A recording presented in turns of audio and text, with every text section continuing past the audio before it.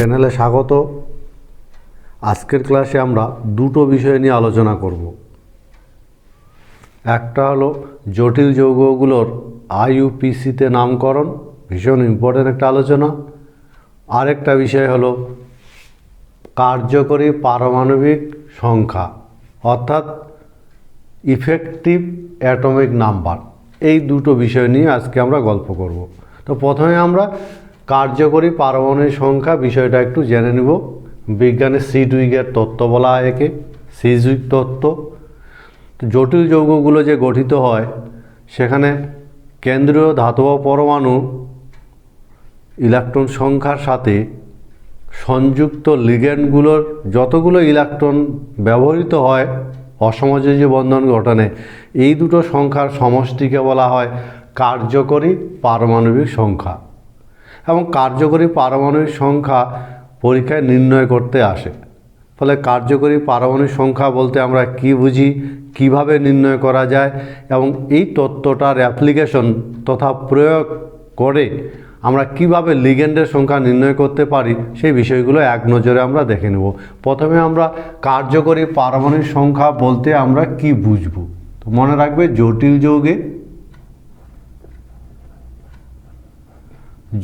যৌগে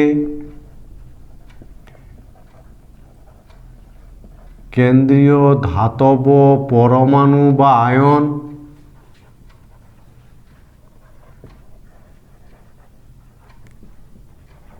আয়নের ইলেকট্রন সংখ্যা এবং সংযুক্ত লিগ্যান্ডের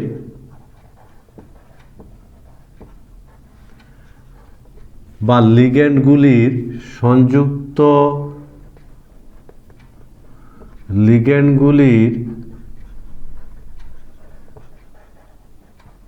ব্যবহৃত মোট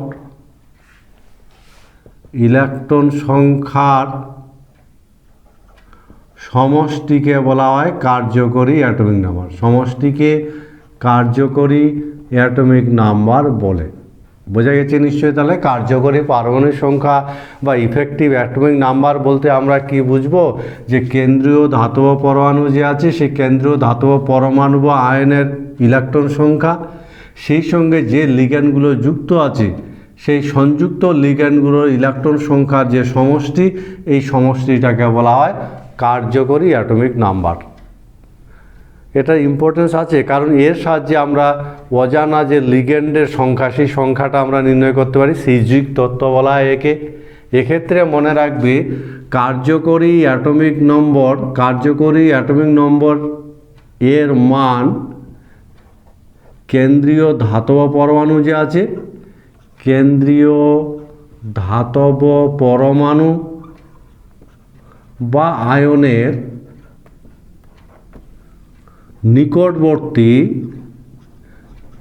নিকটবর্তী অর্থাৎ পরবর্তী নিষ্ক্রিয় গ্যাস যে আছে, পরবর্তী নিষ্ক্রিয় গ্যাসের পরমাণু ক্রমাঙ্কের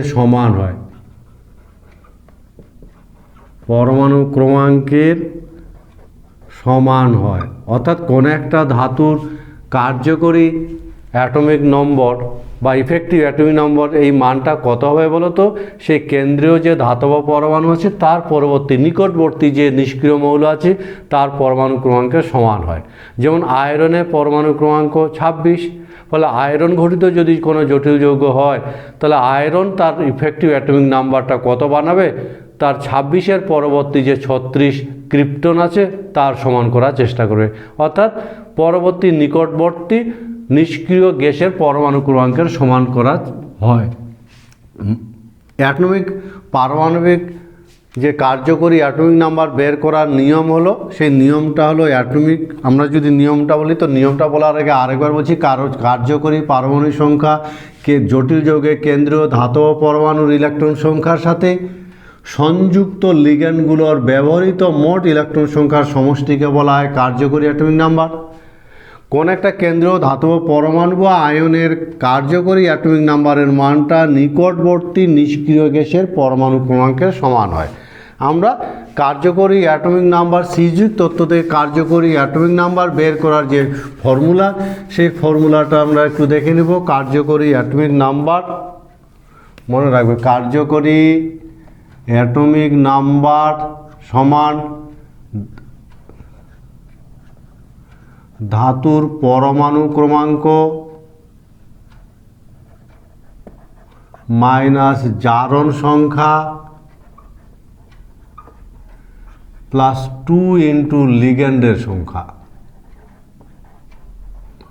এই ফর্মুলাটাতে বসিয়ে দিয়ে আমরা সহজে কিন্তু বিভিন্ন কেন্দ্রীয় ধাতব পরমাণু বা আয়নের কার্যকরী পারমাণবিক সংখ্যার মান নির্ণয় করতে পারি। কিন্তু এখানে আমরা দেখলাম যে পরবর্তী নিকটবর্তী নিষ্ক্রিয় গ্যাসের সমান হয়। তাহলে নিষ্ক্রিয় গ্যাসগুলোর কিন্তু পরমাণু ক্রমাঙ্ক মনে রাখলে সুবিধাজনক জায়গা থাকা যায়। সেই সঙ্গে ধাতুর পরমাণু ক্রমাঙ্ক আমার দরকার, কেন্দ্রীয় ধাতব পরমাণু ক্রমাঙ্ক দরকার। পরমাণু ক্রমাঙ্কের মান যদি আমি মনে না রাখি বা মনে না থাকে, তাহলে কিন্তু এই ফর্মুলায় মান বসানো কষ্টকর। সেজন্য কিছু কমন কেন্দ্রীয় পরমাণুর পরমাণু ক্রমাঙ্ক, সেই সঙ্গে নিষ্ক্রিয় গ্যাসগুলোর পরমাণু ক্রমাঙ্ক মনে রাখলে সুবিধাজনক জায়গায় থাকা যায়। বোঝা গেছে? তো ওরকম দুই একটা মান আমি বলে দেওয়ার চেষ্টা করছি। পরমাণু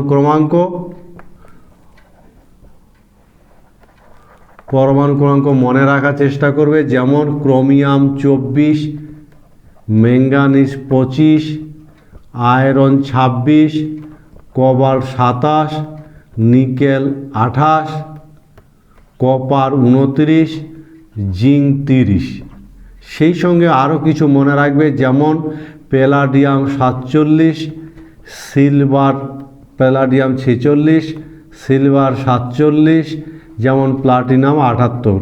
এরকম কিছু পরমাণু ক্রমাঙ্ক মনে রাখলে সুবিধাজনক জায়গায় কিন্তু থাকা যায়। সেই সঙ্গে যে নিষ্ক্রিয় মৌলগুলোর ক্রিপ্টন 36,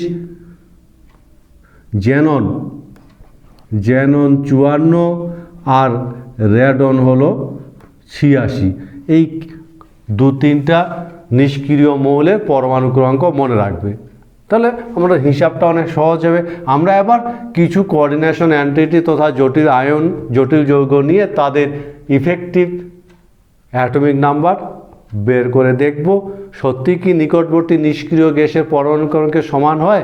আমরা ওরকম দুই একটা যৌগ আমি এখানে লিখে রেখেছি, দেখো একটা করে আমরা গণনা করব। প্রথম যৌগ যেটা, আমরা প্রথম যৌগ নিলাম, মনে করো নিকেল CO4। এই যৌগটাতে ক্ষেত্রে নিকেলের কার্যকরী অ্যাটমিক নাম্বার আমরা বের করব। তো বলো তো কত হবে? ফর্মুলার মধ্যে বসিয়ে দেব। ধাতুর পরমাণু ক্রমাঙ্ক, নিকেলের পরমাণু ক্রমাঙ্ক কত দেখো 28। এখানে নিকেলের জারণ সংখ্যা বের করতে হবে। তো নিকেলের এখানে নিকেল যে জারণ সংখ্যা 0 জারণ স্তরে আছে, নিকেলের জারণ সংখ্যা 0। আমরা জারণ সংখ্যা বের করতে শিখবো আজকে। -0 প্লাস 2 ইন্টু লিগ্যান্ডের সংখ্যা, লিগ্যান্ডের সংখ্যা কত 4। ঠিক আছে, তাহলে এক্ষেত্রে কত হবে 28 প্লাস ইকুয়াল 36, কার? ক্রিপ্টনের। বোঝা গেছে? তাহলে আমরা এইভাবে কি করতে পারি? কার্যকরী অ্যাটমিক নাম্বার বের করতে পারি, এবং বের করে আমরা দেখলাম পরবর্তী নিকটতম নিষ্ক্রিয় গ্যাসের সমান হচ্ছে। যেমন টেট্রা কার্বনিল নিকেলের ক্ষেত্রে নিকেলের কার্যকরী পারমাণবিক সংখ্যা নিকটবর্তী নিষ্ক্রিয় গ্যাস ক্রিপ্টনের পরমাণু ক্রমাঙ্কের সমান। আমরা আর একটা উদাহরণ যদি নিই, দেখো আরেকটা উদাহরণ নিচ্ছি, সেক্ষেত্রে আমরা দেখব কত হচ্ছে। যেমন দেখো প্লাটিনাম Cl6, এই যৌগটার ক্ষেত্রে কত হবে? তাহলে বলো তো, হিসাব করব। দেখো কার্যকরী অ্যাটমিক নাম্বার সমান কেন্দ্রীয় পরমাণু ক্রমাঙ্ক প্লাটিনাম, দেখো এখানে প্লাটিনাম 78। ছোট্ট একটা লিস্ট দিয়েছি, মনে রাখার চেষ্টা করবে। এই 24 থেকে 30 বলে দিয়েছি, বাকি কোটা মনে রাখবে, সহজ আছে। এখানে প্লাটিনামের জারণ সংখ্যা যদি বলি, তাহলে প্লাটিনামের জারণ সংখ্যা এখানে কত হবে 4। তাহলে -4 প্লাস লিগ্যান্ডের সংখ্যা 6, তাহলে কত হবে বলো তো 78 প্লাস 8, 12 থেকে 4 বাদ গেলে 8, তা 8 8 হলো 86। কার? এই যে দেখো রেডন। বোঝা গেছে? মিলছে তো? কিন্তু সব সময় যে মিলবে এরকম কোনো কথা না, দুই একটা যৌগ আছে যেখানে কিন্তু নিকটতম নিষ্ক্রিয় গ্যাসের সমান হয় না। যেমন আমরা যদি বলি ব্যতিক্রম আছে দুই একটা ক্ষেত্রে ব্যতিক্রম, যেমন ওরকম যদি একটা যৌগ নিই, দেখো সিলভার NH3+ এটার ক্ষেত্রে যদি আমরা হিসাব করি তাহলে দেখব এক্ষেত্রে কিন্তু নিকটতম নিষ্ক্রিয় গ্যাসের সমান হয় না, ফলে সিযুক্ত তত্ত্বের দুই একটা জায়গায় ব্যতিক্রম আছে।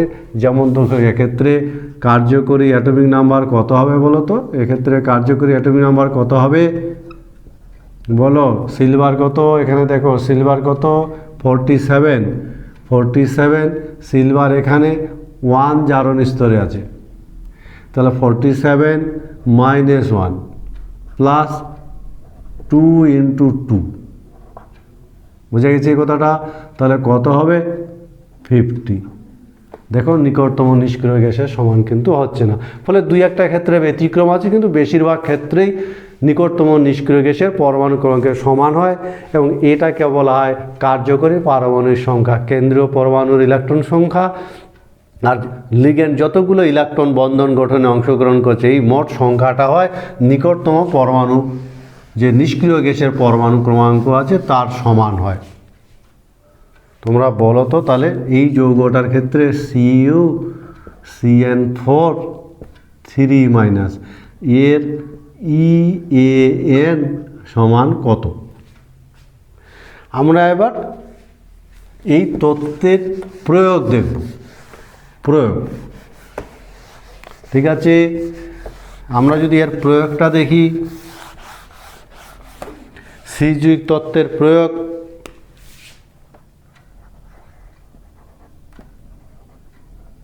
কি লিগ্যান্ডের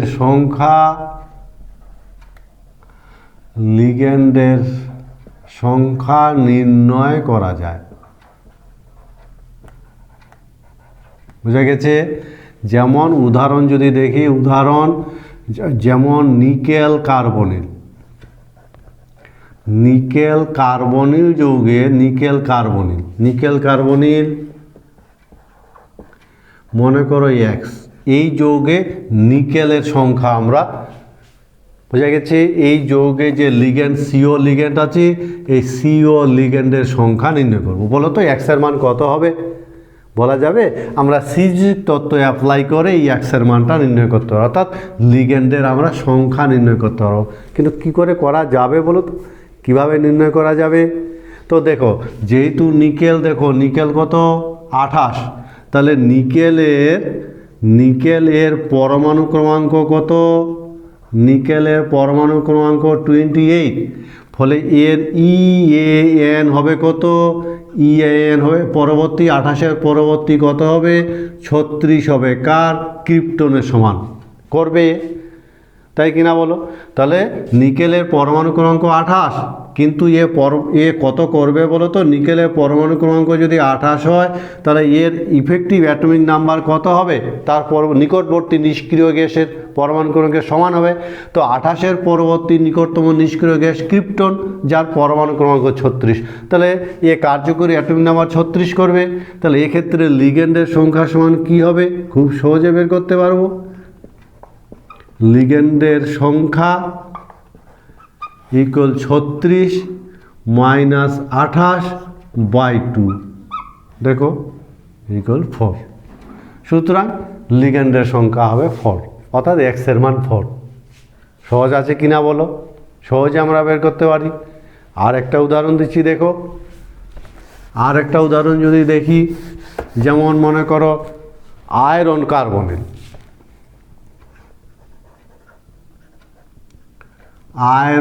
কার্বনিল, তো বলো তো আয়রন কার্বনিলে লিগ্যান্ডের সংখ্যা কত হবে, অর্থাৎ X এর মান কত হবে? কি করে বের করব? তো দেখো আয়রনের পরমাণু ক্রমাঙ্ক কত বলো? আয়রনের পরমাণু ক্রমাঙ্ক কত? দেখো আয়রন এখানে আছে, আয়রন 26, পরমাণু ক্রমাঙ্ক 26, ঠিক আছে। তো আয়রনের পরবর্তী নিকটবর্তী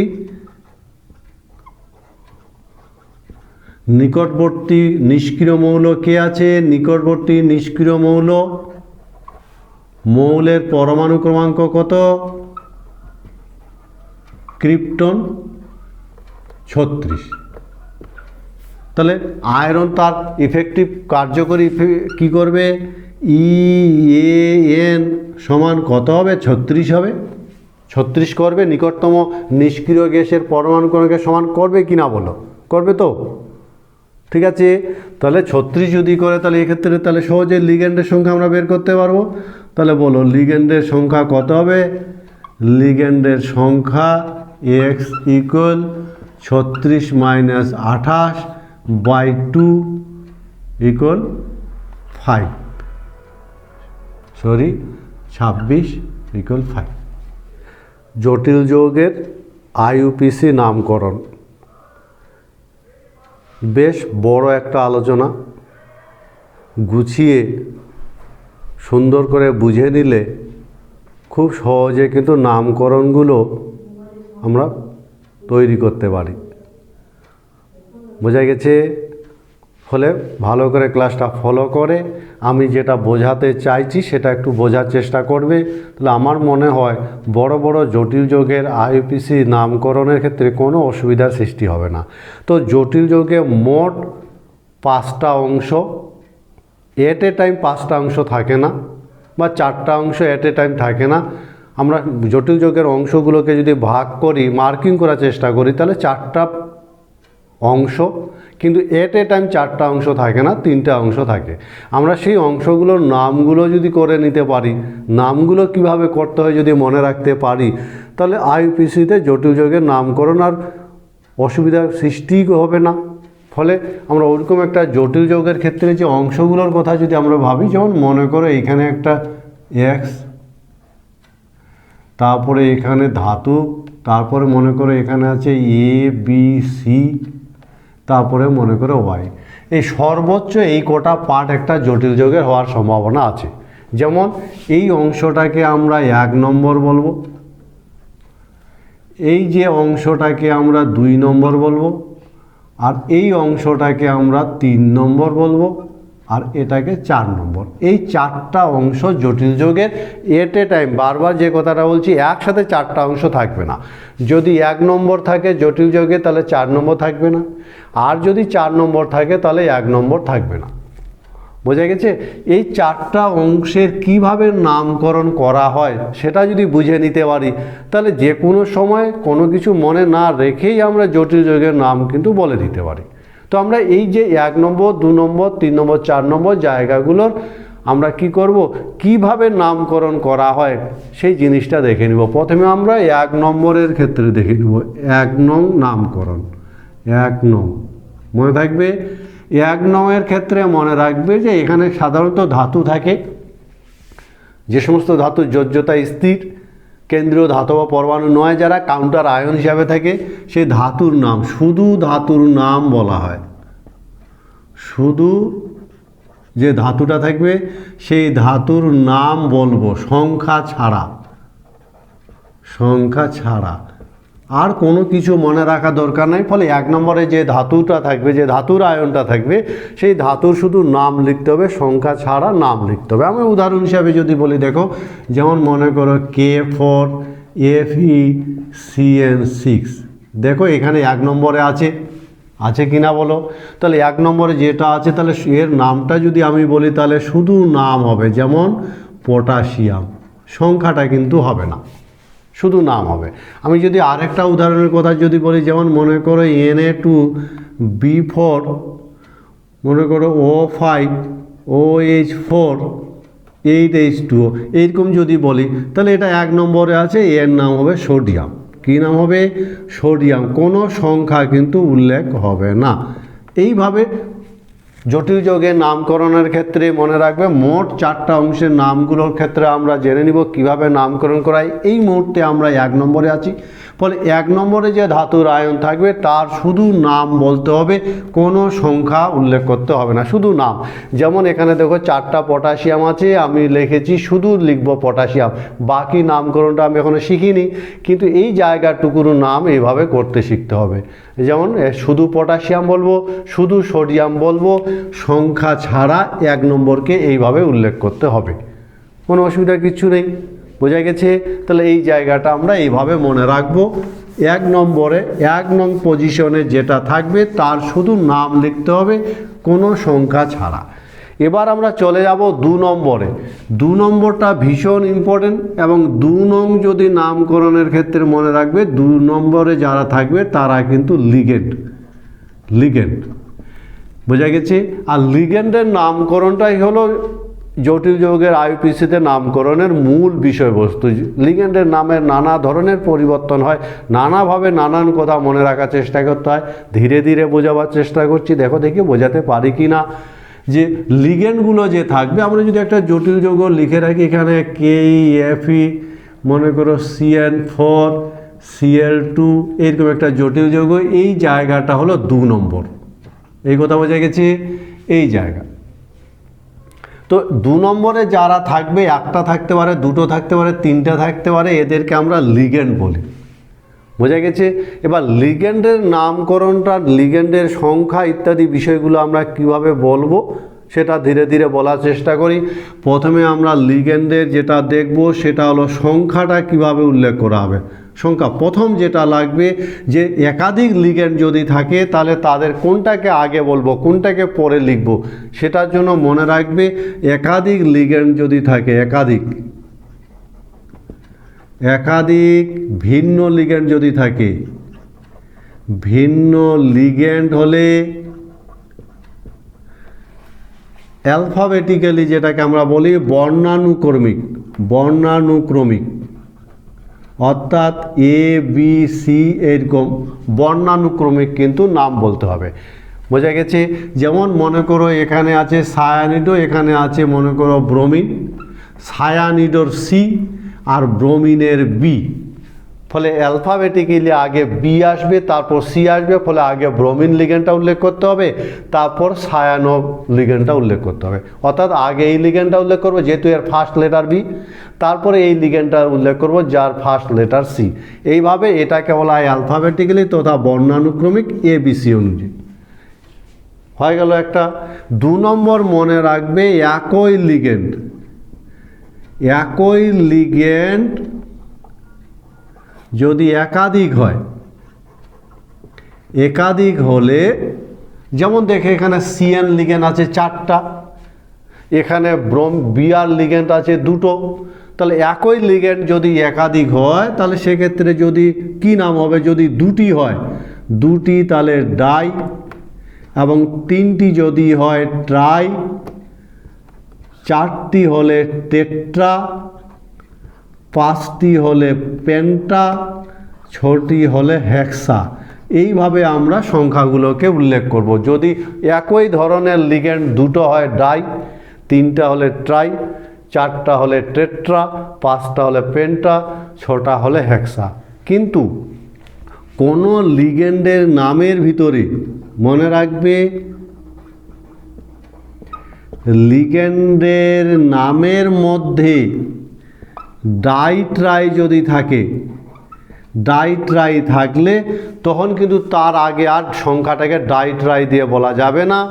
নামের ভিতরে যদি ডাই ট্রাই থাকে তাহলে সেক্ষেত্রে সংখ্যার ক্ষেত্রে কি বলবো, সেক্ষেত্রে সংখ্যার ডাই ট্রাইয়ের পরিবর্তে তখন কি বলবো, তখন কিন্তু কি এইরকম লিগেন্ডের সংখ্যা যদি 2 হয় তাহলে সেক্ষেত্রে আমরা 20 লিখব, আর যদি 3 হয় তাহলে 30 লিখব, আর যদি 4 হয় তাহলে টেট্রাকিস লিখব। বোঝা গেছে। এইভাবে কিন্তু নামকরণ করা হয়। এই উদাহরণ দিয়ে যদি বলি বোঝাতে পেরেছি এই জায়গাটা। লিগেন্ডের নামের মধ্যেই যেমন একটা লিগেন্ড আছে ইথিলিন ডাইএমিন, কি নাম, ইথিলিন ডাইএমিন। এই যে লিগেন্ডটা, এই লিগেন্ডটার নাম ইথিলিন ডাইএমিন, ইথিলিন ডাইএমিন। বোঝা গেছে।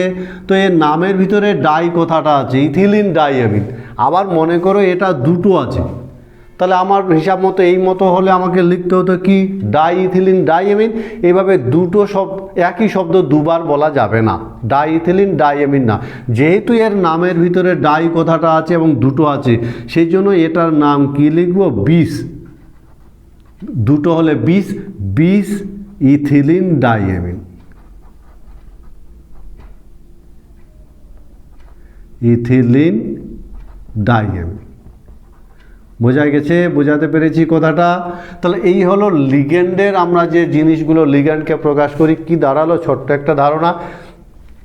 একাধিক যদি ভিন্ন লিগ্যান্ড থাকে, লিগ্যান্ড যদি ভিন্ন হয় তাহলে বর্ণানুক্রমিক অ্যালফাবেটিক্যালি যার উচ্চারণে যে লেটারটা আগে আসবে। দ্বিতীয়, একই লিগ্যান্ড যদি বিভিন্ন সংখ্যক থাকে, একাধিক থাকে, তাহলে দুটো থাকলে ডাই, তিনটা থাকলে ট্রাই, চারটা টেট্রা, পাঁচটা পেন্টা, ছটা হ্যাক্সা ইত্যাদি, হ্যাপটা, অক্টা চলবে। কিন্তু যদি কোনো লিগ্যান্ডের নামের ভিতরে ডাই ট্রাই শব্দ থাকে, যেমন এই জায়গাটা দেখো ইথিলিন ডাইএমিন, লিগ্যান্ড ইথিলিন ডাইএমিন, এই লিগ্যান্ডের নাম ইথিলিন ডাইএমিন, আবার দুটো আছে, এই লিগ্যান্ডের নাম ইথিলিন ডাইএমিন, তাহলে এই যে দুটো আছে, তাহলে সেক্ষেত্রে নামটা কি হবে? আমরা এখানে যা দেখছি এই অনুযায়ী ডাইইথিলিন ডাইএমিন এরকম দুবার কিন্তু বলা যাবে না। তখন আমরা কি করব? তার সংখ্যাটা ডাই ট্রাইয়ের পরিবর্তে আমরা তখন 20, 30, টেট্রাকিস, পেন্টাকিস এই শব্দগুলো ব্যবহার করব। যেমন এই লিগ্যান্ডটার আমরা কি বলবো? 20 ইথিলিন ডাইএমিন। বোঝা গেছে? এইভাবে লিগ্যান্ডের প্রকাশ করা হবে। এবার লিগ্যান্ডের আরও গুরুত্বপূর্ণ বিষয় আছে এবং আইইউপিএসিতে নামকরণের ক্ষেত্রে দেখো, তাহলে এখানে চলে আসো। এই যৌগটার ক্ষেত্রে যদি আমরা দেখি, তাহলে বলো তো এই যৌগটার ক্ষেত্রে আমরা কিভাবে কি লিখব? লিগ্যান্ডগুলো 1 নাম্বার তো উল্লেখ করা শিখে গেছি, এবার লিগ্যান্ড উল্লেখ করব। অ্যালফাবেটিক্যালি যদি বলি তাহলে এটা আগে আসবে, দুটো আছে, তাহলে কি লিখব? ডাইব্রোমিডো, ডাই কথাটা ব্যবহার করব। আর যখন সিএন তখন কি ব্যবহার করব? টেট্রা কথাটা ব্যবহার করব। টেট্রা সায়ানিডো যা হবে সায়ানিডো। তাহলে এখানে ডাই শব্দটা ব্যবহার করব এই দুটোর জন্য, আর এখানে চারটার জন্য টেট্রা শব্দটা ব্যবহার করব। এইভাবে লিগ্যান্ডগুলোকে তাদের সংখ্যাটা উল্লেখ করতে হবে অ্যালফাবেটিক্যালি। বোঝা গেছে? এবার আমরা চলে আসব লিগ্যান্ডের নাম। মনে রাখবে কি যে লিগ্যান্ড কিন্তু বিভিন্ন রকম হয়, ভীষণ ইম্পর্টেন্ট। লিগ্যান্ড পজিটিভ হতে পারে, নেগেটিভ হতে পারে, লিগ্যান্ড প্রশম হতে পারে। এই লিগ্যান্ড কারা পজিটিভ, কারা নেগেটিভ, কারা প্রশম, এ সম্পর্কে একটা ধারণা কিন্তু রাখতে হবে। এবং আমাদের বইতে যে লিগ্যান্ডগুলো দিয়েছে তাতে বিশাল বড় লিস্ট দেওয়া আছে, অতগুলো মনে রাখা খুব কঠিন। আবার ছাত্র হিসাবে আমি বুঝতেও পারবো না কোনটা বেশি ইম্পর্টেন্ট, কোনটা মনে রাখা বেশি কাজে লাগবে। ঠিক আছে? সেই জায়গা দাঁড়িয়ে আমি ছোট্ট আপাতত যে কয়েকটা লিগ্যান্ড মনে রাখার চেষ্টা করবে সেই কয়েকটাকে আমি লিখে দিচ্ছি, এবং ওই লিগ্যান্ডগুলো কিন্তু একটু মনে রাখার চেষ্টা করবে। তাহলে কিন্তু সব লিগ্যান্ডগুলো আমাদের সব কাজে লাগে না।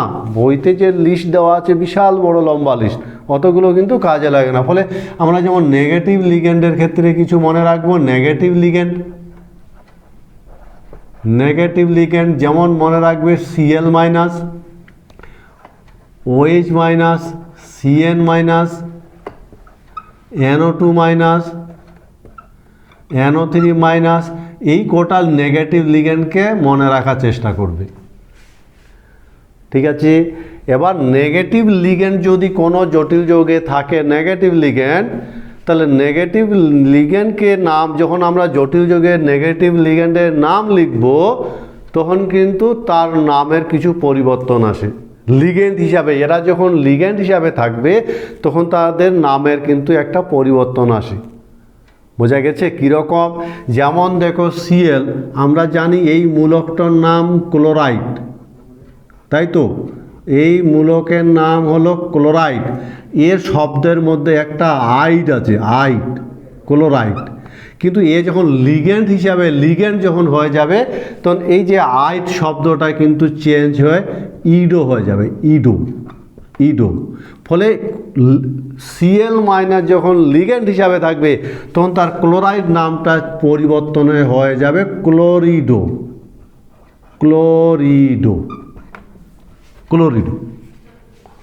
বোঝা গেছে? ব্রোমাইড যদি হয় ব্রোমিডো, সায়ানাইড যদি হয় সায়ানিডো, এরকম যদি আইড হয় তাহলে হয়ে যাবে ইডো। ফলে এটা একটা ইম্পর্টেন্ট কথা, এই কথাটা মনে রাখার চেষ্টা করতে হবে। কী হবে তাহলে? কি বললাম? যদি আইড হয়, যদি আইড থাকে নামের মধ্যে, যদি আইড থাকে নামের মধ্যে, আইড থাকলে হয়ে যাবে ইডো। আর নামের মধ্যে যদি এট থাকে, এট তাহলে হয়ে যাবে এটো। আর নামের মধ্যে যদি আইটো থাকে আইট, তাহলে হয়ে যাবে ইটো। এই জায়গাটা কিন্তু মনে রাখতে হবে, নামের যে চেঞ্জটা আসে। কি, যেমন আমি বলে দিলাম আইট আছে, বোঝা গেছে কথাটা, তাহলে যদি আইট থাকে তাহলে কি হবে, ইডো।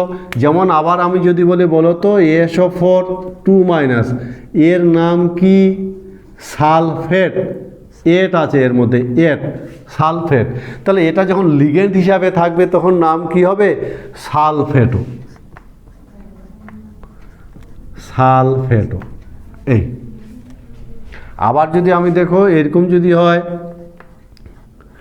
NO2 এর নাম কি, NO2 নাইট্রাইট, নাইট্রাইট, আইট আছে এর মধ্যে আইট, তাহলে আইট যদি হয় তাহলে কি হবে বলো তো, নাইট্রিটো, নাইট্রিটো। এইভাবে কিন্তু এই চেঞ্জগুলো আসবে।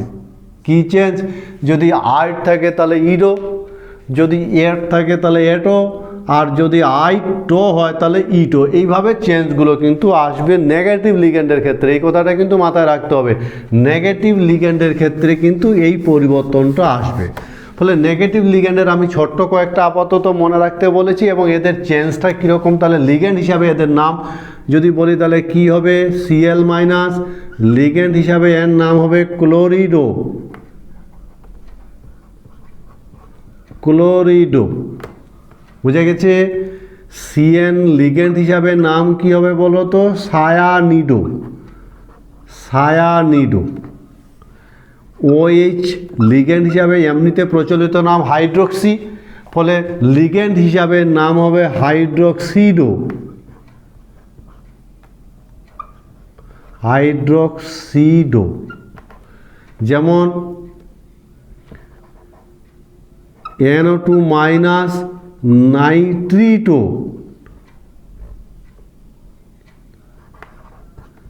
নাইট্রিডো, বোঝা গেছে। এইভাবে কিন্তু নাইট্রাইট, নাইট্রিডো, এইভাবে কিন্তু নাম হবে, কি হবে, এ নাইট্রাইট, নাইট্রিটো।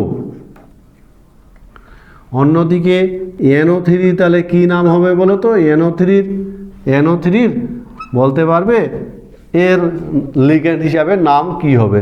এই হলো নেগেটিভ লিগ্যান্ড কারা, এবং নেগেটিভ লিগ্যান্ড যখন, নেগেটিভ মূলকগুলো যখন লিগ্যান্ড হিসাবে আচরণ করবে, আবার বলছি এরা নেগেটিভ লিগ্যান্ড, এরা যখন জটিল যৌগের মধ্যে থাকবে তখন লিগ্যান্ড হিসাবে যখন এদের নাম বলা হবে তখন তাদের নামের সাথে হয় ইডো, এটো বা ইটো হবে, সেটা নির্ভর করবে তার উচ্চারণের ভিত্তিতে। যদি উচ্চারণের শেষে আইট থাকে যেমন ক্লোরাইড, তাহলে ইডো যুক্ত হয়ে যাবে ক্লোরিডো। যদি নামের শেষে এট থাকে যেমন সালফেট, তাহলে সেক্ষেত্রে হয়ে যাবে এটো, যেমন সালফেটো। যদি আবার এটা হলো, এছাড়াও নেগেটিভ লিগ্যান্ড আছে, যেমন নেগেটিভ লিগ্যান্ডের মনে রাখবে যেমন SO4 আছে, SO4 যেমন আছে CO3 SO4, তাহলে কি হবে বলো তো, SO4 সালফেটো, সালফেটো। যেমন কার্বনেট CO3 কি হবে, কার্বনেটো। এইভাবে নামগুলো হবে, উচ্চারণের উপর ভিত্তি করে বলে দিয়েছি কথাটা। এই হলো নেগেটিভ লিগ্যান্ডকে প্রকাশ করার ভঙ্গি, আমরা মনে থাকবে তো। তাহলে মনে রাখবে নেগেটিভ লিগ্যান্ড যদি হয় তার উচ্চারণে যদি আইট ডো হয় তাহলে ইডো হবে, যদি এট হয় তাহলে এটো হবে, যদি আইট টো হয় তাহলে ইটো হবে। এটা হলো নেগেটিভ কোনো লিগ্যান্ড যখন জটিল যৌগে থাকবে তখন লিগ্যান্ড হিসাবে তার নাম এইভাবে চেঞ্জ হবে। অন্যদিকে যদি প্রশম লিগ্যান্ড হয়, প্রশম লিগ্যান্ড কারা, প্রশম লিগ্যান্ড, লিগ্যান্ডের ধারণাটা ভীষণ ইম্পর্টেন্ট, আর 2 নম্বর আলোচনাটাই সবথেকে বড় আলোচনা। প্রশম লিগ্যান্ড যেমন H2O এর নাম অ্যাকোয়া, অ্যাকোয়া, মনে রাখবে AQ উচ্চারণের দিক দিয়ে আলফাবেটিক্যালি যদি দরকার হয় কোথাও, যেমন এমিন NH3 একে বলা হবে এমিন, এমিন AM। অন্যদিকে যেমন CO কার্বনিল, বোঝা গেছে। যেমন ইএন, ইথিলিন ডাইএমিন, ইথিলিন ডাইএমিন। কিন্তু ইএন যদি দুটো থাকে তাহলে এর নামের ভিতরে ডাই আছে, আর যদি দুটো থাকে তখন কিন্তু আমি আর ডাই বলবো না, তখন কী বলবো, বিস ইথিলিন ডাইএমিন। বোঝা গেছে? এই হলো প্রশমন লিগ্যান্ড, মনে রাখবে আপাত প্রশমন লিগ্যান্ড। অন্যদিকে পজিটিভ লিগ্যান্ড যদি বলি, পজিটিভ লিগ্যান্ড, পজিটিভ লিগ্যান্ডের কি হয়, ইয়াম কথাটা যুক্ত করতে হয়, ইয়াম। পজিটিভ লিগ্যান্ডের নেগেটিভ লিগ্যান্ড প্রশমন লিগ্যান্ডে কোনো কিছু যুক্ত করা হয় না। মনে রাখবে প্রশমন লিগ্যান্ডে ইডো ফিডো বা ইয়াম ফিয়াম কিচ্ছু যুক্ত করা হয় না, সরাসরি নামগুলো এভাবে বলতে হয়। এবং আমি মাত্র 4টা মনে রাখার কথা বললাম প্রশমন লিগ্যান্ড, এই 4টা দিয়েই পড়া শুরু করবে। প্রয়োজন হলে 1টা 2টা করে বাড়িয়ে নেবে যখন যেটা দরকার হবে। ঠিক আছে? অন্যদিকে পজিটিভ লিগ্যান্ডে ইয়াম যুক্ত করতে হয়, যেমন এই যে পজিটিভ লিগ্যান্ড, এর নাম হলো নাইট্রোনিয়াম, নাইট্রোসোনিয়াম। ঠিক আছে? যেমন এটার নাম হলো নাইট্রোনিয়াম, মনে থাকবে কথাটা, নাইট্রোনিয়াম। এইভাবে কিন্তু ইয়াম কথাটা যুক্ত করে পজিটিভ লিগ্যান্ডের নামকরণ করা হয়। এবং এই গল্পটাই, এই 2 নম্বর বিষয়টা প্রকাশ করাটাই সবথেকে বড়, মনে থাকবে কথাটা। তাহলে কি দাঁড়ালো ওভারঅল? 2 নম্বরের লিগ্যান্ডগুলো থাকবে। লিগ্যান্ডগুলো আমি যখন লিগ্যান্ডের নাম লিখতে শুরু করব, প্রথমে অ্যালফাবেটিক্যালি বর্ণানুক্রমিক সাজিয়ে লিখব। এবার লিগ্যান্ডের সংখ্যা দিয়ে শুরু করব, 2টো হলে ডাই, ট্রাই, টেট্রা, পেন্টা ইত্যাদি। কিন্তু আমি লক্ষ্য রাখবো যদি নামের ভিতরে ডাই ট্রাই থাকে তাহলে সেক্ষেত্রে আর ডাই ট্রাই সংখ্যাটার পরিবর্তে 20, 30, টেট্রাকিস শব্দ ব্যবহার করব। বোঝা গেছে কথাটা? সেই সঙ্গে মনে রাখবে যদি প্রশম জৈব লিগ্যান্ড হয়, জৈব অণু লিগ্যান্ড হয়, তাহলে সেক্ষেত্রে কিন্তু তাদের জন্য যেমন প্রশম জৈব লিগ্যান্ড, যেমন CH3NH2, এটার লিগ্যান্ডের নাম হলো মিথাইলেমিন। কিন্তু এটা যদি সংখ্যাটা 2 থাকে তাহলে এদের ক্ষেত্রে কিন্তু ডাই ট্রাই কথা ব্যবহার করা হয় না, ডাই ট্রাই কথাটা ব্যবহার করা হয় না। এদের ক্ষেত্রে কি ব্যবহার করা হবে, 20 ব্যবহার করা হবে। ফলে এর নাম হবে 20 মিথাইলেমিন, মনে থাকবে, মিথাইলেমিন। এইভাবে প্রশম জৈব লিগ্যান্ড, মনে রাখবে কি এটা, প্রশম জৈব লিগ্যান্ড। প্রশম জৈব লিগ্যান্ড যদি হয় তাহলে এইভাবে নামকরণ করা হয়। এদের ক্ষেত্রে ডাই ট্রাই শব্দটা ব্যবহার করা হয় না, 20, 30, টেট্রাকিস এই শব্দগুলো ব্যবহার করা হয় প্রশম জৈব লিগ্যান্ড যদি হয়। মনে রাখছে? তো এখানে যদি আমরা আবার চলে আসি প্রশম লিগ্যান্ড, এদের উচ্চারণগুলো মনে রাখার চেষ্টা করবে, এদের যে বানানগুলো দেখবে, কারণ এমিন এবং অ্যাকুয়া কে অ্যালফাবেটিক্যালি টপ হবে সেটাকে মনে রাখার চেষ্টা করতে হবে। এবার আমরা চলে যাব 3 নম্বর কিভাবে প্রকাশ করা হবে। 3 নম্বরে যেখানে কেন্দ্রীয় ধাতব পরমাণু থাকবে, 3 নম্বর জায়গাটাতে আমাদের আবার দেখে নিব কিভাবে লেখা হয় ধাতব পরমাণু, 3 নং পজিশন। তাহলে 3 নংয়ে কে থাকবে, কেন্দ্রীয় ধাতব পরমাণু, কেন্দ্রীয় ধাতব পরমাণু বা আয়ন থাকবে, তাই তো, হয় পরমাণু বা আয়ন। তো এটাকে কি করে উল্লেখ করব, 3 নম্বরে যারা থাকবে সে কেন্দ্রীয় ধাতব পরমাণু বা আয়ন উল্লেখ করার নিয়ম হলো, মনে রাখবে যে 3 নম্বরে যদি থাকে তাহলে সেক্ষেত্রে ধাতুর নামের সাথে একটা শব্দ যুক্ত হতেও পারে, নাও হতে পারে। সেই শব্দটা হলো এট, এ আর টো, এট। সেটা কখন যুক্ত হবে কখন যুক্ত হবে না সেটা নির্ভর করবে যে তৃতীয় বন্ধনী কোঅর্ডিনেশন এন্টিটি আছে সেই এন্টিটির উপর। কোঅর্ডিনেশন এন্টিটি নেগেটিভ হলে, এই কথা বোঝা গেছে। তো এন্টিটিটা কখন নেগেটিভ হবে বলো তো, একটা কোঅর্ডিনেশন এন্টিটি কখন নেগেটিভ পজিটিভ হয়, যখন 1 নম্বরে কিছু থাকবে তখন কিন্তু কোঅর্ডিনেশন এন্টিটিটা নেগেটিভ হয়। ফলে ছোট করে মনে রাখবে যে 1 নং যদি থাকে, 1 নং যদি থাকে বোঝা গেছে কথাটা? মনে রাখবে 1 নং থাকলে সেটা নেগেটিভ হয়। তাহলে এটাই সবথেকে বড় কথা ধরে ক্যাচ করার, যে 1 নম্বরে যদি থাকে তাহলে কোঅর্ডিনেশন এন্টিটিটা নেগেটিভ হবে। তাহলে কোঅর্ডিনেশন এন্টিটি যদি নেগেটিভ হয় ধাতুর নামের সাথে কি করা হবে? ধাতুর নামের সাথে এট কথাটা যুক্ত করতে হবে। এট, এই শব্দটা মনে রাখবে, এট। বোঝা গেছে? তাহলে ধাতুর নামের সাথে এট যুক্ত করতে হবে যদি কোঅর্ডিনেশন এন্টিটিটা নেগেটিভ হয়। নেগেটিভ হবে কি করে বুঝবো? তাহলে 1 নম্বরে যদি কিছু থাকে তখনই ধরে নেব কোঅর্ডিনেশন এন্টিটিটা নেগেটিভ হবে। এই কথা বোঝা গেছে? তাহলে এবার কোনো ধাতুর নামের সাথে যদি এট যুক্ত করি তাহলে ধাতুর নামের পরিবর্তন, আমূল পরিবর্তন হতেও পারে, নাও হতে পারে। ফলে কিছু কিছু ধাতুর নামের সাথে এট যুক্ত করে দেখাচ্ছি, দেখো কীরকম হয়। যেমন মনে করো জিঙ্ক, কি এট যুক্ত করলে হয়ে যাবে জিঙ্কেট, জিঙ্ক থেকে জিঙ্কেট। যেমন যদি ক্রোমিয়াম হয় তাহলে এর নাম কি হবে? Chromate, chromate. বোঝা গেছে? এইভাবে কিন্তু নামগুলো হবে, কোনো অসুবিধা? যেমন মনে করো আছে ম্যাঙ্গানিজ, তাহলে কি হবে? Manganate, manganate. এদের নামের কোনো পরিবর্তন হয় না, শুধু এট কথাটা সন্ধিযুক্ত হয়। যেমন zinc, zincate, copper, cuprate, chromium, chromate, manganese, manganate. কিন্তু কিছু ধাতু আছে যাদের নামের আমূল পরিবর্তন হয়, আগের নামটা আর থাকেই না।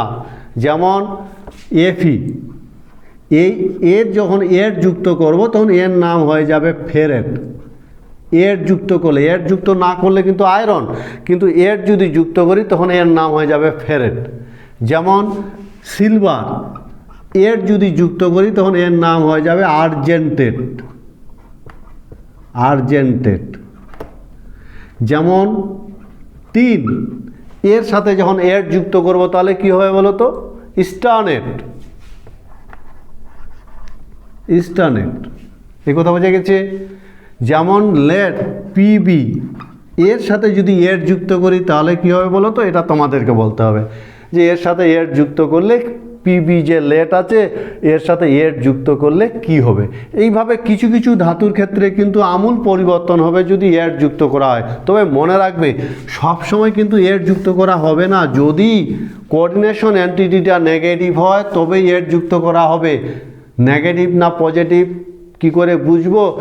1 নম্বরে যদি কিছু থাকে তাহলে কোঅর্ডিনেশন এন্টিটিটা যুক্ত। অর্থাৎ সোজা কথায়, আনঅফিসিয়াল কথা যদি বলি তাহলে সেটা হলো 1 নম্বরে যদি থাকে তাহলে ধাতুর নামের সাথে এর যুক্ত করাটা বুদ্ধিমানের কাজ। ঠিক আছে? কিন্তু কোঅর্ডিনেশন এন্টিটি যদি কি হয়? কোঅর্ডিনেশন এন্টিটি যদি পজিটিভ বা প্রসম হলে সেক্ষেত্রে কি হবে? শুধু ধাতুর নাম হবে, ধাতুর নাম। বুঝা গেছে? শুধু ধাতুর নাম, এক্ষেত্রে আর কিছু যুক্ত হবে না। বুঝা গেছে? ওরকম যদি আমি উদাহরণ দেওয়ার চেষ্টা করি, যেমন দেখো K4FeCN6, দেখো এই যে ধাতুটা আছে এর নামের সাথে এর যুক্ত হবে কি না বলো তো? তখন আমি দেখবো হ্যাঁ ধাতুর আগে এই যে 1 নম্বর পজিশনে আছে তাহলে এর নামের সাথে এর যুক্ত হবে। ফলে এটা আয়রন, নাম হয়ে যাবে ফেরেট। যখন ধাতুটার নাম উল্লেখ করব তখন এর নাম হবে ফেরেট। আবার আমি যদি এটা বলি বলো তো NiCO4, এক্ষেত্রে নিকেলের নাম, নিকেল ধাতুর যখন নাম লিখবো তখন এর যুক্ত হবে কি না? এক্ষেত্রে দেখবো যেহেতু 1 নম্বরে নেই ফলে নিকেলের নামের সাথে কিন্তু কোনো কিছু যুক্ত হবে না, সরাসরি নিকেল হবে। এই তো সোজা জিনিস তো। ফলে কখন ধাতুর সাথে এর যুক্ত হবে বা কখন হবে না আমি খুব সহজে কিন্তু বলে দিতে পারি। বোঝা গেছে? কোনটা জায়গা বোঝাতে পারলাম না? বুঝে গেছে তো? Very good. তোমরা বলতে পারবে তাহলে বলো তো, যদি এরকম একটা যৌগ হয় FeCO5, এই ধাতুটার নামের সাথে এর যুক্ত হবে কি না বলো? এর নামের সাথে কি এর যুক্ত হবে? নাম প্লাস এট কি যুক্ত হবে না হবে না? ঠিক আছে, এবার চলে আসো ধাতুর জারণ সংখ্যা। ভীষণ ইম্পর্টেন্ট একটা বিষয় যে ধাতুর নামের শেষে কিন্তু জারণ সংখ্যা উল্লেখ করতে হবে। আমরা 3 নম্বরে আছি, 3 নং পয়েন্ট নিয়ে আলোচনা করছি। এবার ধাতুর নামের পাশে, ধাতুর নামের পাশে প্রথম বন্ধনীর মধ্যে জারণ সংখ্যা উল্লেখ করতে হবে। জারণ সংখ্যা রোমান হরফে উল্লেখ করতে হবে। রোমান হরফে উল্লেখ করতে হবে।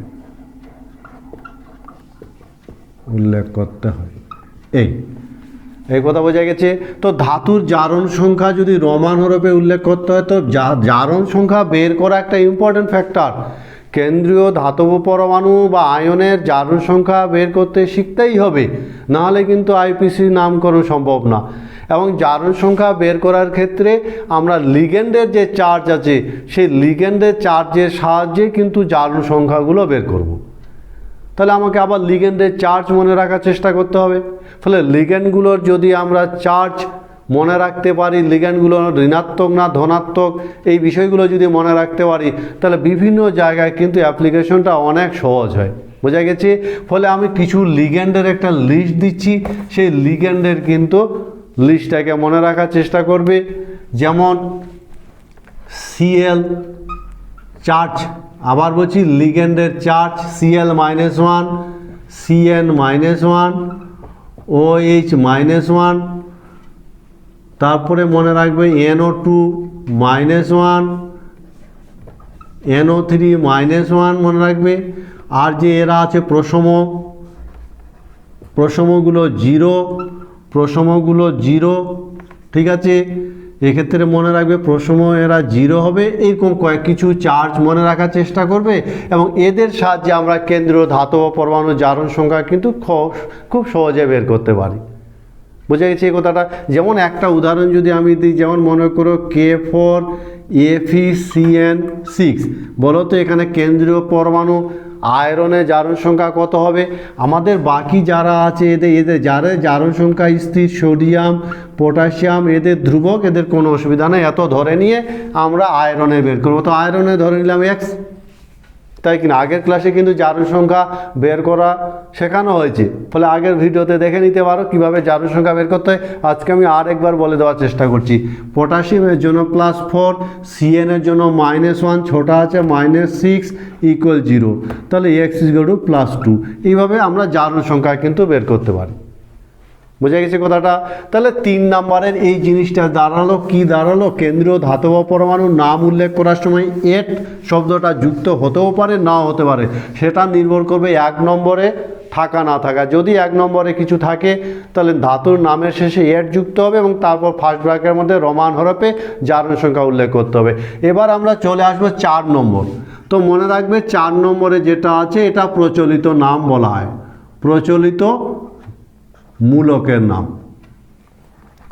প্রচলিত মূলক যেভাবে আমরা বলি, মূলকের নাম যেভাবে উচ্চারণ করা হয় ওইভাবে। যেমন মনে করো এখানে Cl আছে, তাহলে আমি ক্লোরাইড বলবো। ব্রোমিন থাকলে ব্রোমাইড বলবো। যেমন মনে করো SO4 আছে, তাহলে কি বলবো আমি? Cl যদি থাকে ক্লোরাইড বলবো, যদি SO4 থাকে তাহলে সালফেট বলবো। যদি সেখানে আবার জল থাকতে পারে, জল থাকলে কিন্তু হাইড্রেট বলবো। হাইড্রেট মনে থাকবে, জল থাকলে কিন্তু সেক্ষেত্রে হাইড্রেট বলবো। এবং জলের সংখ্যাটা যদি থাকে, তাহলে জলের যে সংখ্যা মনে রাখবে, জলের সংখ্যাটা সব বলতে হবে, কিন্তু এদের মূলকের নাম সংখ্যা ছাড়া বলতে হবে। সংখ্যা ছাড়া বলতে হবে। একমাত্র জলের ক্ষেত্রে সংখ্যা সহ বলতে হবে, ডাই, ট্রাই ইত্যাদি। বোঝা গেছে কিনা বলো তো? তাহলে জলের ক্ষেত্রে কিন্তু আমরা কি করব? সংখ্যা সহ বলার চেষ্টা, জলের ক্ষেত্রে সংখ্যা সহ বলতে হবে, যেমন ডাই, ট্রাই ইত্যাদি সংখ্যা সহ বলতে হবে। আর বাকিগুলোর ক্ষেত্রে কিন্তু সংখ্যা ছাড়া বলতে হবে। এই কথা বোঝা গেছে? যেমন মনে করো এখানে 3টা Cl আছে, শুধু Cl, শুধু ক্লোরাইড বলতে হবে, এখানে সংখ্যা বলা যাবে না, সংখ্যা ছাড়া বলতে হবে। এই হলো সামগ্রিকভাবে 4টা পয়েন্ট বলে দিলাম। এবার আমরা কি করব? জটিল যোগে 2-1টা নিয়ে তাদের নামকরণের সামগ্রিকভাবে বলার চেষ্টা করব। তাহলে 1, 2, 3, 4 একদম পয়েন্ট ধরে ধরে নামগুলো বললে সেক্ষেত্রে কিন্তু কোনো অসুবিধা হওয়ার কথা না। ওরকম আমি একটা প্রথম নাম দেখো নিচ্ছি, CN6, এটারই আমরা নাম বলবো IUPACতে। তাহলে বলো তো এটা কোন কোন পয়েন্ট আছে? 1 নাম্বার পয়েন্ট আছে, 2 নাম্বার পয়েন্ট আছে, 3 নাম্বার আছে। আগেই বলেছি 4টা থাকবে না, 1 নম্বর থাকলে 4 নম্বর থাকবে না, 4 নম্বর থাকলে 1 নম্বর। প্রথমে 1 নম্বরের নাম, শুধু নাম বলতে হবে, তাহলে কি হবে? পটাশিয়াম, সংখ্যা ছাড়া, নিশ্চয় মনে আছে। তারপরে চলে আসবো 2 নম্বরের লিগ্যান্ডের নাম CN। CN এটা নেগেটিভ লিগ্যান্ড, সংখ্যা সহ বলবো, ছোটা আছে তাহলে কি বলবো? হেক্সা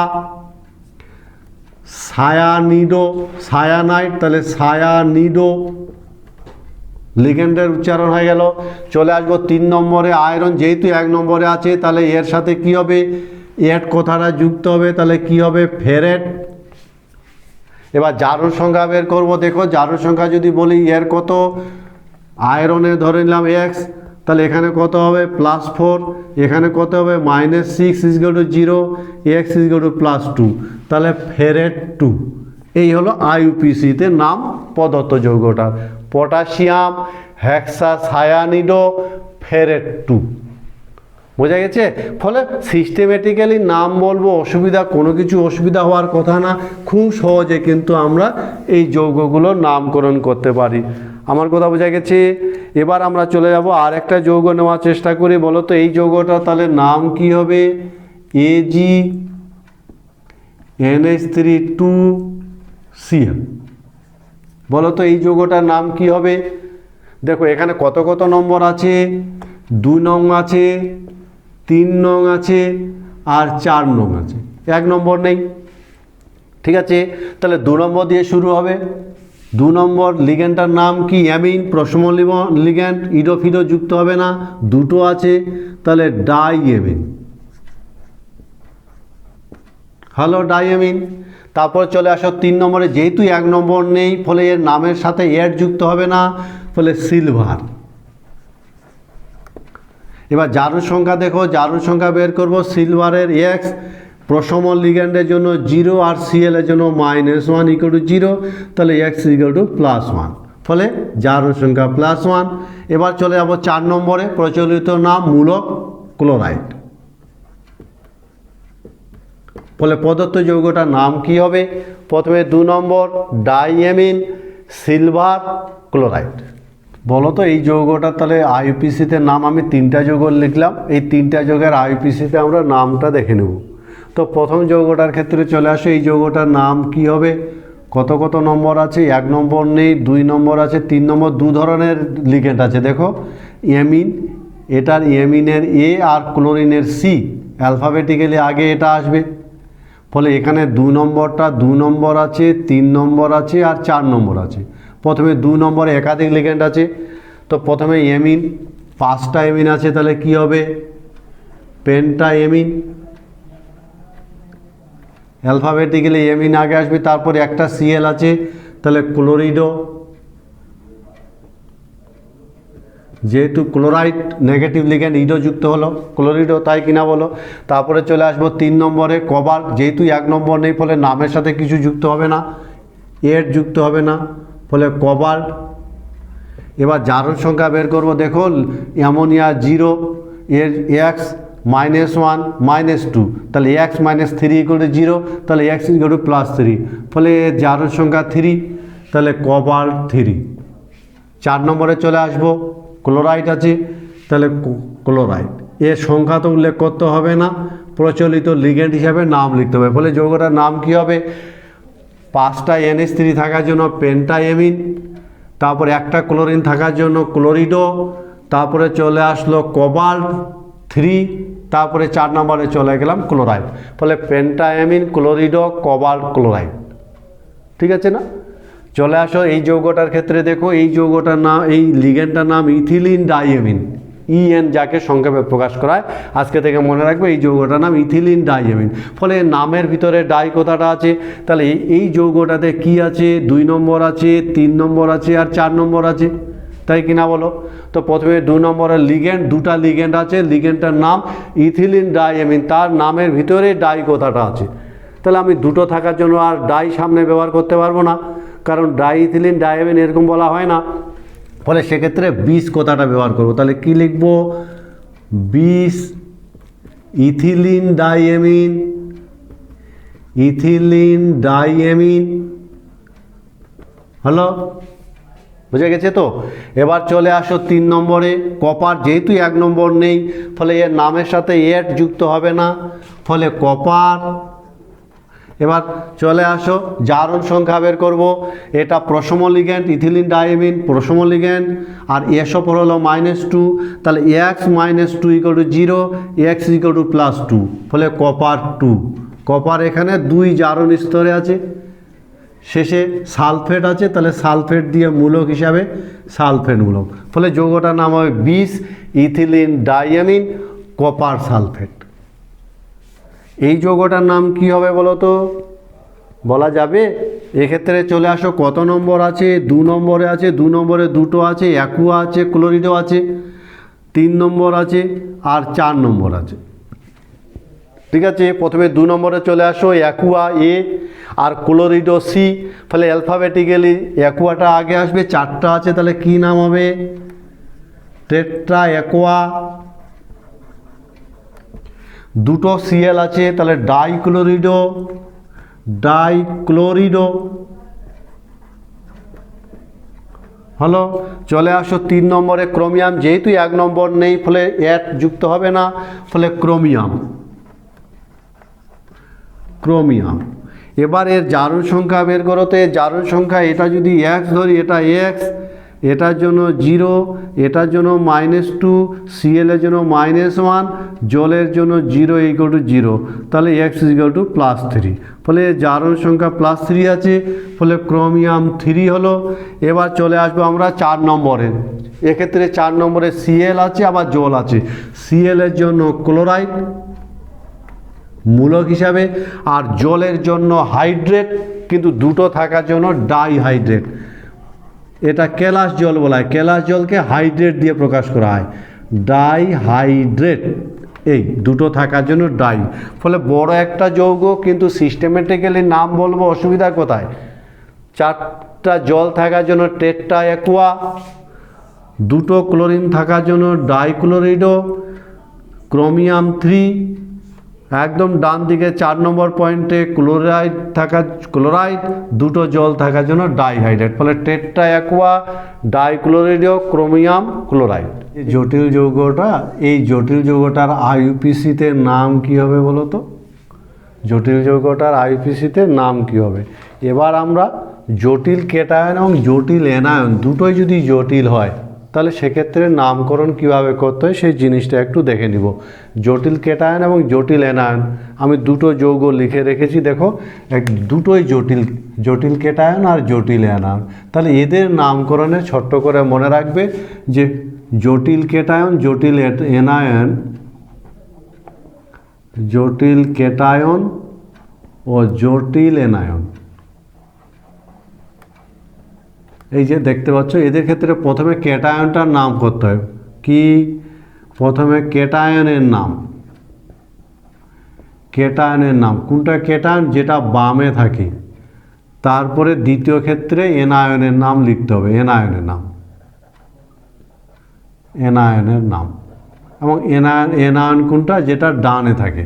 কিন্তু এক্ষেত্রে জারণ সংখ্যাগুলো বের করা, যেমন ওই যৌগটার ক্ষেত্রে যদি দেখি, দেখো প্লাটিনাম NH3 4, যা নিয়ম, যা যা আমরা নিয়ম পড়লাম সবগুলো এক্ষেত্রে প্রযোজ্য, শুধু দুটোই জটিল, এইটুকু শুধু তফাৎ।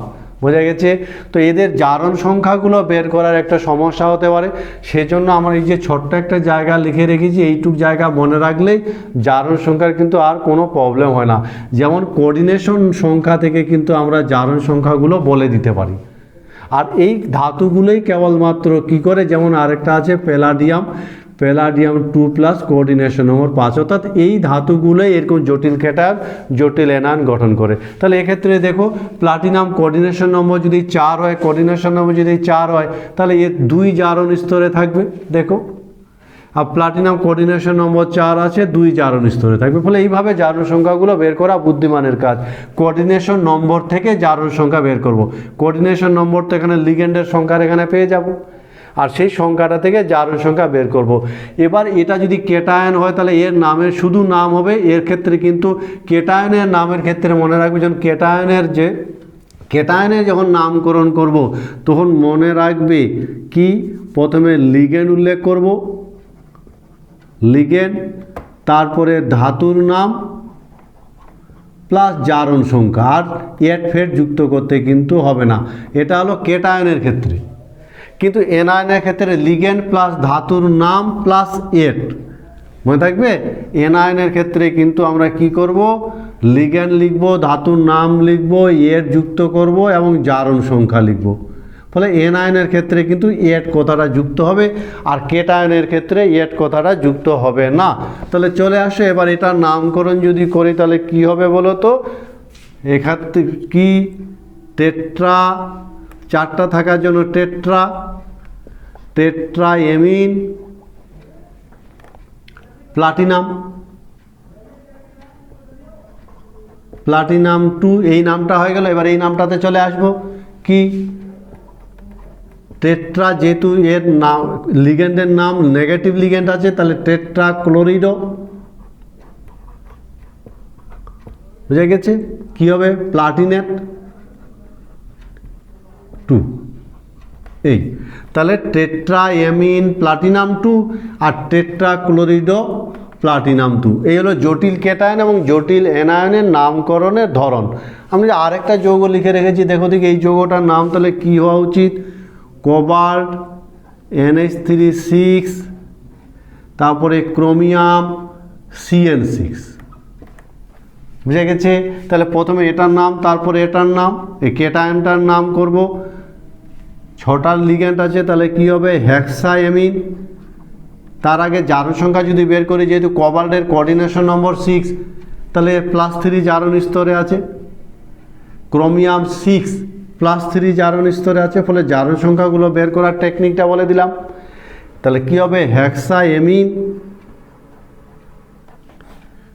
কোবাল্ট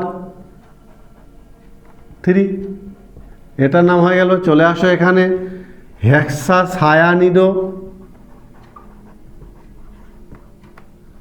কি হবে কোবাল্টেট 3, যেহেতু ধাতুর সাথে এর যুক্ত হবে, যেহেতু এটা নেগেটিভ, ফলে গোটা যৌগটার নাম হলো হেক্সাএমিন কোবাল্ট 3 আর হেক্সাসায়ানিডো কোবাল্ট 3। এইভাবে জটিল কেটায়ন এবং জটিল এনায়নের নাম আমরা বলে থাকি, বোঝা গেছে। ফলে এই নামগুলো এবং জারণ সংখ্যা বের করার টিপসগুলো বলে দিলাম, এইভাবে কিন্তু নামগুলো বলার চেষ্টা করবে। আমরা যদি প্রসম জটিল যৌগও আছে, যেমন প্রসম জটিল যৌগের নামকরণের ক্ষেত্রে মনে রাখবে প্রসম যেমন FeCO5, এই এর নাম কি হবে তাহলে পেন্টাকার্বনিল আয়রন, এবং এই জারণ সংখ্যা 0, যেহেতু CO0 আয়রন 0, বুঝা গেছে। এরকম আরেকটা যদি বলি তাহলে NiCO4, বলো তো এর IUPACতে নাম তাহলে কি হবে। আর এই হলো আজকের আলোচনা, বোঝাবার চেষ্টা করলাম, তোমরাই বলবে কতটা বুঝতে পারলে। যদি ক্লাসটা ভালো লাগে তাহলে বন্ধুদের মধ্যে শেয়ার করবে। আমরা পরের ক্লাসে আবার নতুন বিষয় নিয়ে হাজির হব। আজকে এই পর্যন্ত।